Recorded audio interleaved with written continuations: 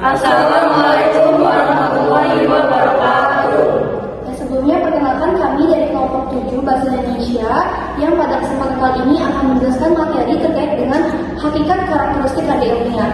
Sebelumnya saya hormati Ibu Mulia selaku dosen mata kuliah Bahasa Indonesia. Ini kami akan memperkenalkan diri terlebih dahulu. Nama saya Salma Putri-Zanisa selaku moderator dan rekan saya. Nama saya Coba Misbakti. Nama saya Nazul Dari. Nama saya Salma Nurjana. Saya Aditya Mulai Gunawan. Oke, selanjutnya mungkin kita langsung masuk saja ke presentasi yang pertama. Di sini kami akan menjelaskan terkait dengan latar belakang terlebih dahulu yang akan dijelaskan oleh Feby. Baik, ini adalah latar belakang. Karya ilmiah merupakan produk intelektual yang dihasilkan melalui proses penelitian atau kajian mendalam terhadap suatu topik tertentu yang dilandasi oleh metodologi yang sistematis, objek dan logis, dan memberikan pengetahuan baru secara memperdalam pemahaman bagi para pembaca sehingga dapat dipahami dan dimengerti. Itu terkait dengan latar belakang. Selanjutnya yaitu ada hakikat penulisan karya ilmiah yang akan dijelaskan oleh Sonia.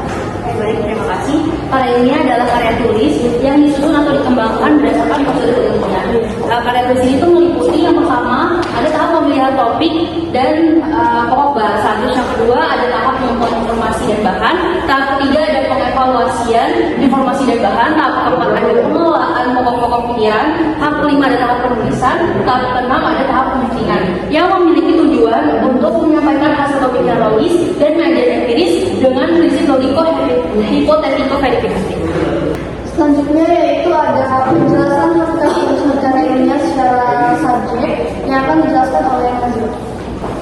Jadi hakikat penulisan karya ilmiah secara subjek itu ada 6. Yang pertama kebenaran ilmiah, yang kedua pengetahuan, yang ketiga pemahaman, yang keempat penjelasan, yang kelima peramalan, yang terakhir penerapan. Pertama dari kebenaran ilmiah.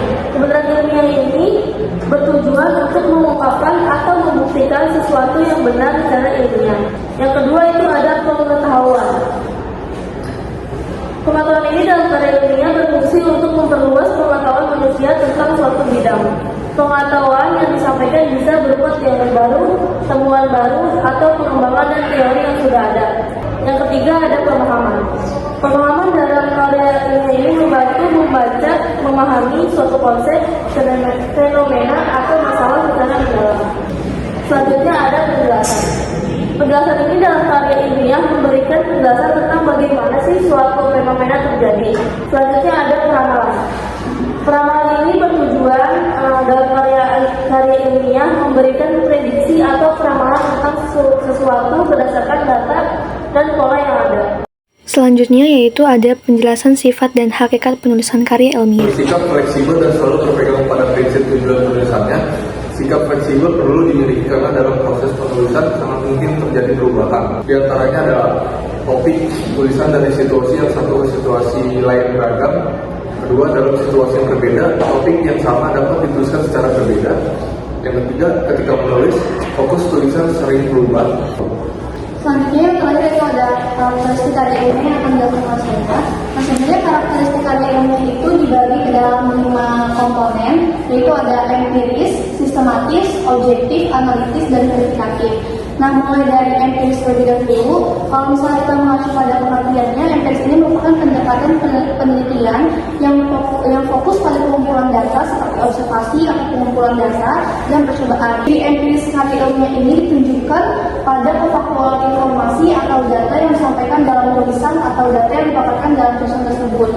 Yang kedua yaitu ada sistematis. Sistematis ini merupakan pendekatan yang terstruktur sesuai dengan langkah yang tepat. Jadi ketika kita ingin membuat sebuah karya ilmiah itu harus terstruktur sesuai dengan sistematika pada penulisan karya ilmiah tersebut. Yang ketiga yaitu ada objek. Nah, objek ini kalau misalnya kita mengacu pada pengertian juga, ini fokus pada fakta tanpa dipengaruhi oleh pendapat pribadi. Keempat yaitu ada analitis. Nah, analitis ini merupakan kemampuan untuk mengamati data secara mendalam. Yang terakhir itu ada pengujian kebenaran, sehingga nantinya semua hal yang terpampang dalam karya itu dapat diverifikasi, yang artinya bahwa kebenaran informasi yang disampaikan oleh karya ilmiah dapat diuji sesuai dengan kebenarannya. Yang terakhir yaitu ada kesimpulan yang akan dijelaskan oleh Kevin. Oke, baik. Dari beberapa pemaparan materi sebelumnya dapat kita simpulkan bahwasanya karya ilmiah tidak hanya berfungsi sebagai sarana untuk mengkomunikasikan hasil penelitian, tetapi juga sebagai bentuk kontribusi terhadap pengembangan ilmu, pengetahuan, dan karya ilmiah ini merupakan alat penting dalam pengembangan ilmu secara luas dan global dan bermanfaat bagi masyarakat. Mungkin sekian presentasi dari kami. Mohon maaf apabila ada salah dalam perkataan atau perbuatan. Terima kasih. Wassalamualaikum warahmatullahi wabarakatuh.